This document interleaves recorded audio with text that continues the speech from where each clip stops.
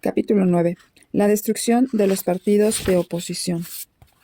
Hombres y mujeres de nuestro continente sufren a diario muerte, prisión o exilio por luchar en favor de los derechos políticos que hemos considerado como nuestros desde el nacimiento de los Estados Unidos. El derecho a la libertad de palabra y de prensa, el derecho de reunión, el derecho de votar para decidir quiénes deben ocupar los puestos políticos y gobernar a la nación, el derecho de tener seguridad para personas y propiedades. Por estos derechos han muerto cientos de hombres y mujeres en los últimos 12 meses y decenas de millares durante los últimos 30 años en un país dividido del nuestro solamente por un río de escaso caudal y una línea geográfica imaginaria. En México se viven hoy acontecimientos que transportan la imaginación a los días de la Revolución Francesa y a los tiempos en que nacía el gobierno constitucional, ese gigante destinado a concluir la transformación de la Edad Media en Edad Moderna. En aquellos días los hombres daban sus vidas por la República. En la actualidad los hombres hacen lo mismo en México. Los órganos de represión de la maquinaria gubernamental de Díaz, los cuales se han descrito en el capítulo anterior, el ejército, los rurales, la policía ordinaria, la policía secreta y la acordada, se dedican tal vez solo en un 20% a la persecución de los delincuentes comunes y en el 80% restante a la supresión de los movimientos democráticos populares. La mortal precisión de esta maquinaria represiva de Díaz quizás no tenga igual en el mundo, ni siquiera en Rusia. Recuerdo a un funcionario mexicano íntegro que resumió el sentir de su pueblo, que conocía por experiencia, sobre este asunto. Dijo lo siguiente: es posible que un homicida pueda escapar aquí de la policía, que un salteador de caminos pueda huir, pero un delincuente político nunca. No es posible que escape ninguno. Yo mismo he observado muchos casos del mortal temor que inspiran la policía secreta y los asesinos gubernamentales aún en quienes no parecen tener motivos para temer.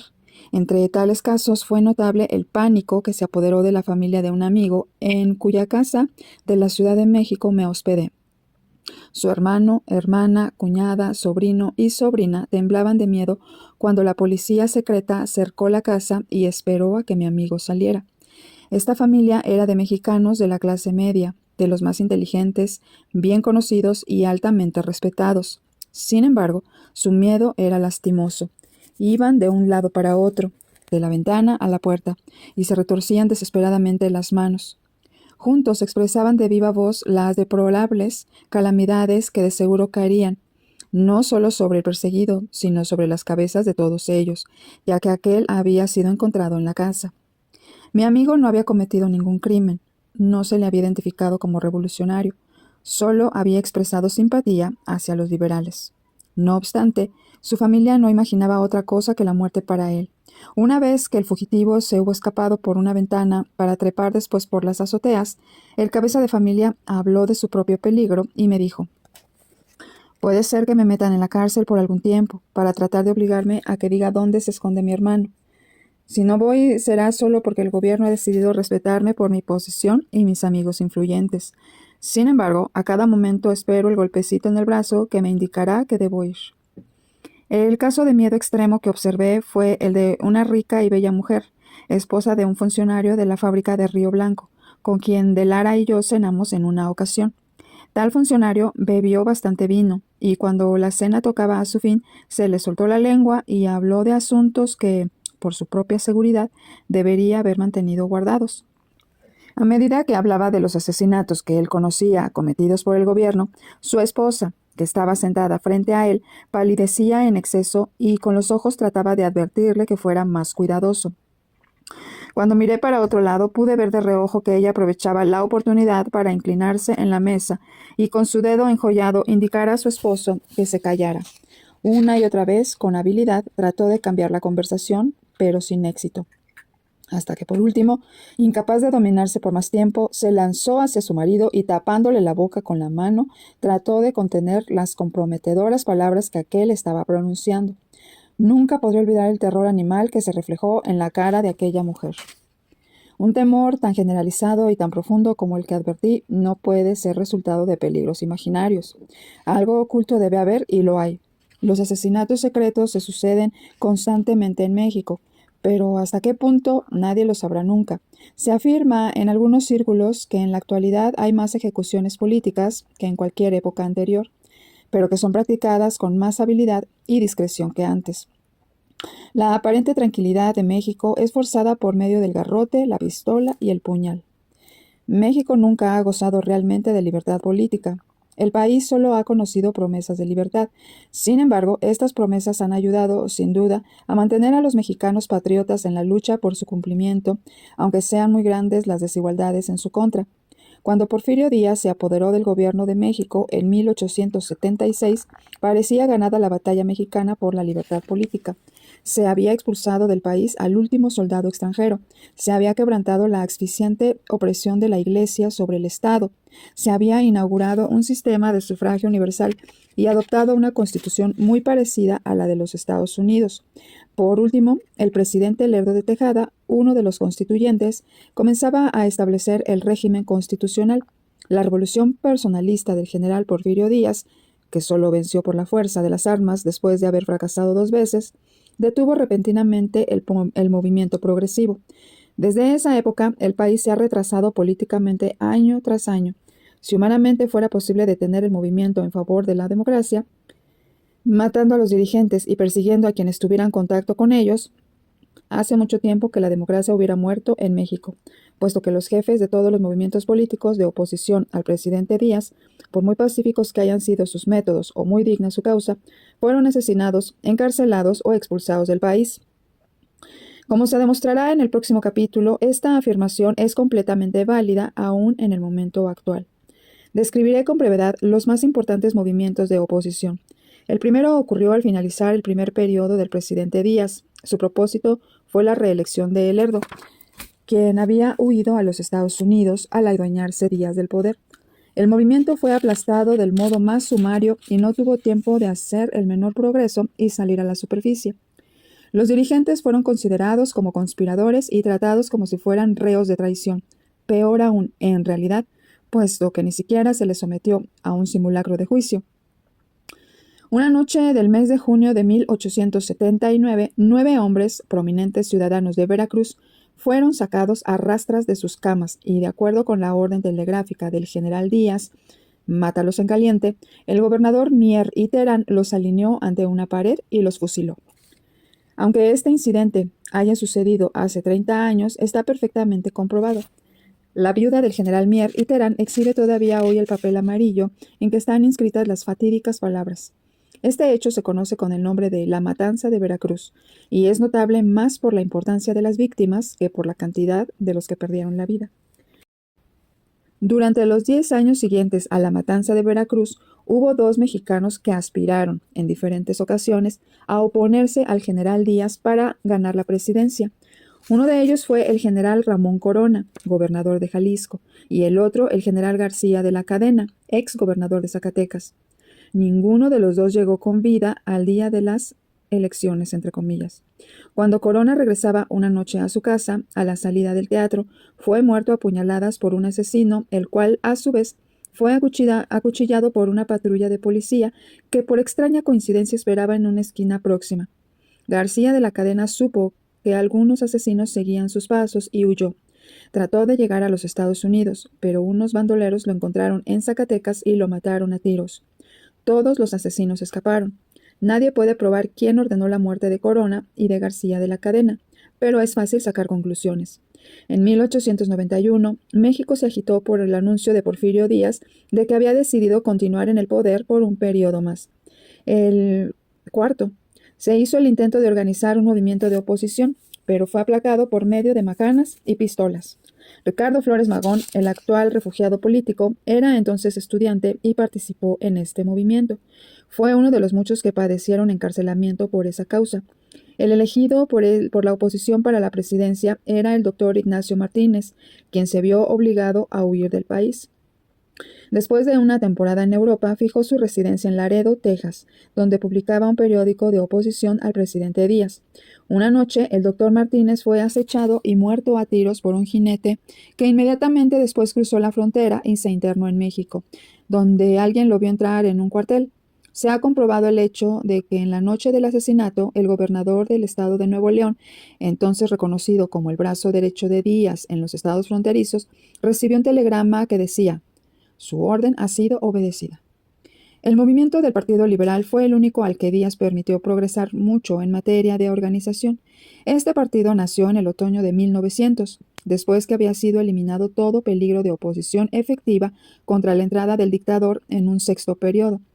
Un discurso pronunciado en París por el obispo de San Luis Potosí, en el que éste declaró que, a pesar de la Constitución y de las leyes mexicanas, la Iglesia se encontraba en situación muy floreciente y satisfactoria, fue la causa inmediata de la organización del Partido Liberal.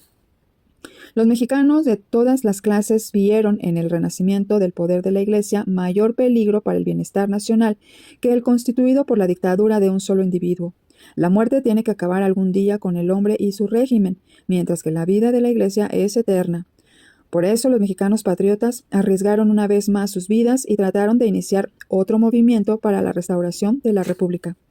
En menos de 5 meses después del discurso del obispo, habían nacido en todas partes del país 125 clubes liberales. Se fundaron alrededor de 50 periódicos y se convocó a una convención que se efectuaría en la ciudad de San Luis Potosí el 5 de enero de 1901. El Congreso se reunió en el famoso Teatro de la Paz. Este se llenó de delegados y espectadores. Entre estos últimos había muchos soldados y gendarmes, mientras que en la calle un batallón de soldados estaba listo para dar cuenta de la asamblea en cuanto su voz se alzase contra el dictador. Sin embargo, no se habló de nada tan radical como una rebelión armada, y los diversos oradores tuvieron buen cuidado de no dirigir críticas al presidente Díaz.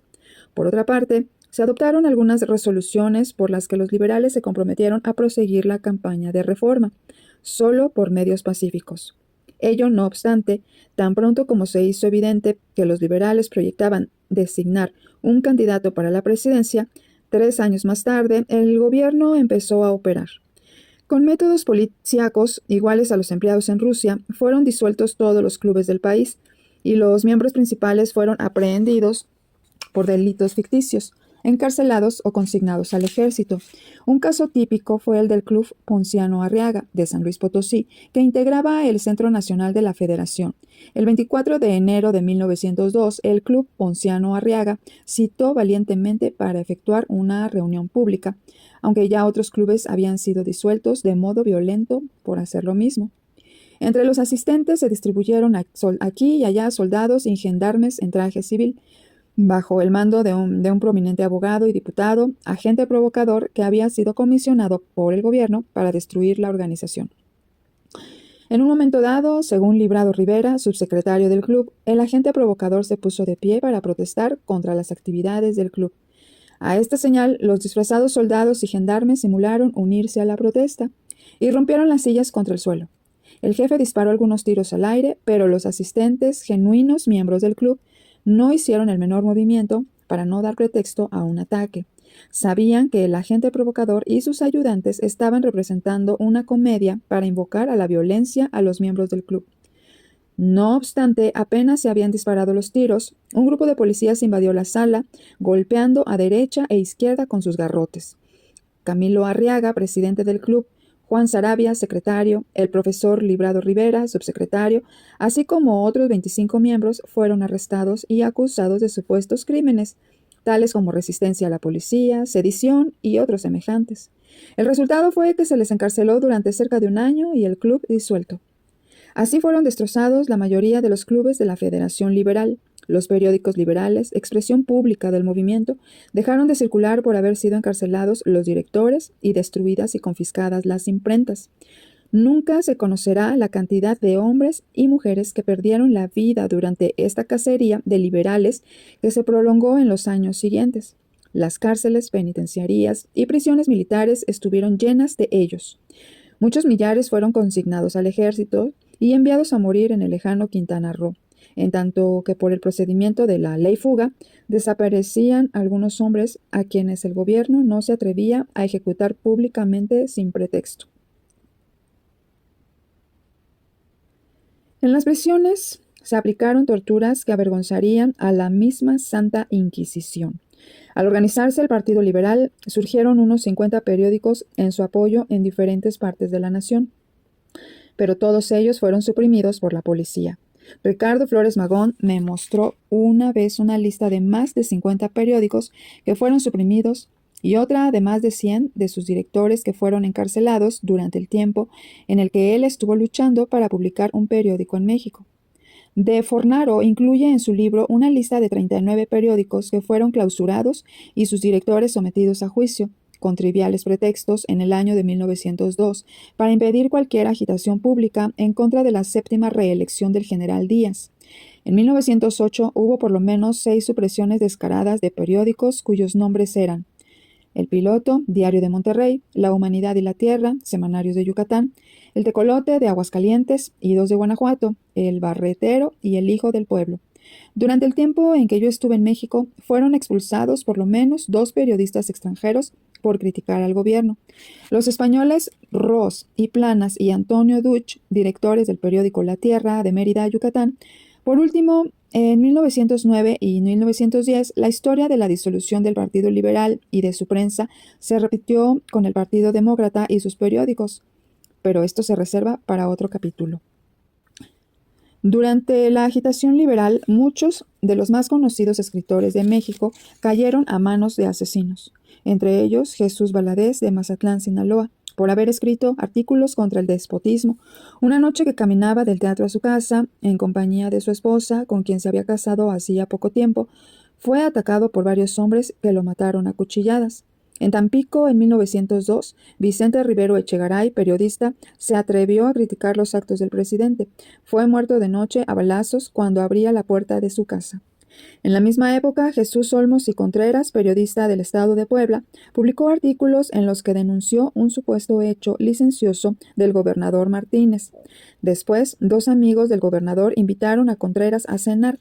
Cuando caminaban por la calle los 3 del brazo, el escritor en medio, de repente cayeron sobre él por la espalda varios asaltantes. Los falsos amigos sujetaron fuertemente a Contreras hasta que éste cayó a consecuencia de los golpes. Una vez caído, los asesinos usaron una piedra pesada para machacar la cabeza de su víctima, de manera que la identificación fuera imposible. En Mérida, Yucatán, en diciembre de 1905, el escritor Abelardo Ancona protestó contra la reelección del gobernador Olegario Molina. Fue conducido a la cárcel donde lo mataron a tiros y cuchilladas. En 1907, el escritor Agustín Tobar murió envenenado en la cárcel de Belén. Jesús Martínez Carrión, notable artista y periodista, y Alberto Arans, escritor, salieron de Belén para morir en un hospital. El doctor Juan de la Peña, director de un periódico liberal, murió en la prisión militar de San Juan de Ulúa.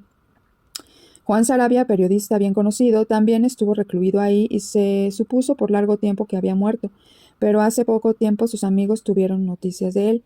Daniel Cabrera, uno de los más viejos periodistas liberales, estaba inválido y muchas veces lo llevaron a la cárcel en camilla. El profesor Luis Toro, periodista de San Luis Potosí, fue detenido y apaleado tan duramente en la prisión que acabaron por matarlo. En la misma prisión, Primo Feliciano Velázquez, abogado, director de El Estandarte, fue golpeado de modo tan brutal que quedó inválido para toda la vida. Otro abogado y periodista, Francisco de P. Morelos, fue azotado en la ciudad de Monterrey por escribir contra el gobierno en su periódico La Defensa. En Guanajuato fue golpeado José R. Granados, director de El Barretero. En Mapimí, Durango, el abogado Francisco A. Luna fue golpeado y herido a cuchilladas por escribir contra el gobierno. Y así se podría continuar una lista que ocupase varias páginas. Ricardo Flores Magón y sus hermanos Jesús y Enrique, Antonio y Villarreal, Librado Rivera, Manuel Sarabia y muchos otros pasaron meses en la cárcel por publicar periódicos de oposición. Otros más fueron asesinados. Como ya se dijo, la autocracia se alimenta del crimen y el régimen de Porfirio Díaz ha sido una larga historia de crímenes. Una vez que por medio del asesinato, la cárcel y otras incontables formas de perseguir, la organización liberal fue destruida por el gobierno de México, los dirigentes que todavía conservaban la vida y la libertad huyeron a los Estados Unidos, donde establecieron su cuartel general. Se organizó la junta que había de gobernar al partido, se publicaron periódicos, y solo después que los agentes del gobierno mexicano los habían seguido y hostilizado con falsas acusaciones que causaron su detención, tales dirigentes perdieron la esperanza de hacer algo por medios pacíficos para la regeneración de su país. Entonces decidieron entre todos organizar una fuerza armada con el propósito de derrocar al anciano dictador de México.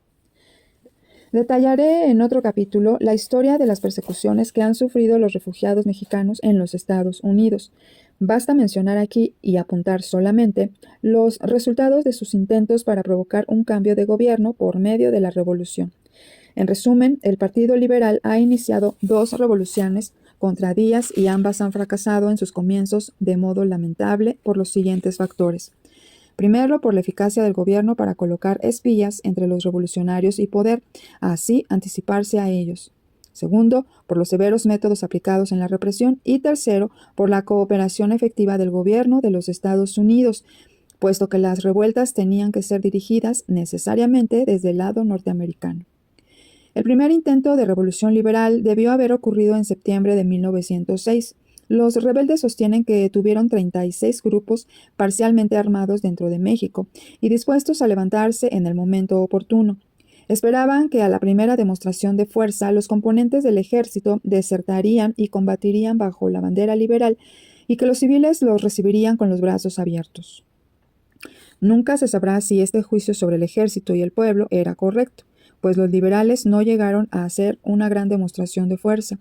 Los espías del gobierno delataron a varios grupos, de modo que, en el momento de la insurrección, la mayoría de los jefes ya habían muerto o estaban presos en San Juan de Ulúa. La revolución iba a empezar el día del aniversario de la independencia nacional, 16 de septiembre, y la forma en que el gobierno se preparó para ello puede colegirse de la gran cantidad de asesinatos secretos que se cometieron en el país de Díaz, según antes se vio. Hubo 2 grupos liberales que llegaron a levantarse. Uno de ellos capturó la ciudad de Jiménez, Chihuahua, y otro puso sitio al cuartel del ejército en Acayucan, estado de Veracruz. En estas ciudades, algunos civiles se unieron a ellos y durante un día disfrutaron de una victoria parcial, pero llegaron a cada una de esas ciudades trenes llenos de tropas y en algunos días más los pocos que quedaban de las fuerzas rebeldes estaban en camino de la cárcel. La concentración de tropas en estos 2 puntos fue algo muy sorprendente, no obstante que, como se dijo, Acayucan está relativamente aislada. Llegaron 4,000 soldados regulares a la escena de los acontecimientos dentro de las 24 horas siguientes al comienzo de las hostilidades. La segunda rebelión estaba proyectada para comenzar en julio de 1908. Esta vez, los liberales dijeron tener 46 grupos militares listos para levantarse en México. Pero resultó que toda la lucha la hicieron los refugiados mexicanos que cruzaron la frontera desde los Estados Unidos por del río Texas y otros puntos provistos de armas de fuego compradas en aquel país. Los jefes liberales exiliados manifestaron que el gobierno mexicano se enteró con anticipación de los grupos rebeldes armados que había en México y arrestó a sus miembros antes de la hora fijada. Tal cosa en realidad ocurrió primero en Casas Grandes, Chihuahua, y se dio mucha publicidad al asunto, lo cual hizo que los grupos formados en los Estados Unidos actuasen con premura. También se dice que algunos de los grupos más fuertes fueron delatados por un criminal quien, gracias a su semejanza física con Antonio I. Villarreal, secretario de la Junta Liberal, fue liberado de la cárcel de Torreón y perdonado por las autoridades con la condición de que se mezclara entre los revolucionarios, se hiciera pasar como Villarreal y los denunciara. Conozco personalmente 2 casos de unos emisarios que salieron del cuartel general liberal en los Estados Unidos con órdenes para el levantamiento de ciertos grupos y cayeron en los cepos del gobierno poco después de haber cruzado la frontera. No obstante, la rebelión de junio de 1908 sacudió profundamente a México por algún tiempo. La lucha en Coahuila proporcionó a la prensa norteamericana noticias sensacionales durante una semana. Desde entonces apenas había transcurrido un mes cuando el último de los rebeldes fue capturado y fusilado por las fuerzas superiores de soldados y rurales. Tal fue la Rebelión de las Vacas, nombre con el que ha sido conocida tanto en los Estados Unidos como en México. Esta rebelión, lo mismo que la anterior, hizo que los agentes de México en los Estados Unidos consiguieran al fin desbaratar la organización liberal en ese país tan efectivamente como había sido destruida en México. Hasta junio de 1910, en que el Congreso investigó las persecuciones, Todos los dirigentes liberales que había en los Estados Unidos estaban encarcelados u ocultos, y no había mexicano que se atreviera a apoyar de modo abierto la causa del Partido Liberal, por temor de ser encarcelado, también bajo la acusación de estar relacionado en una u otra forma con alguna de esas rebeliones.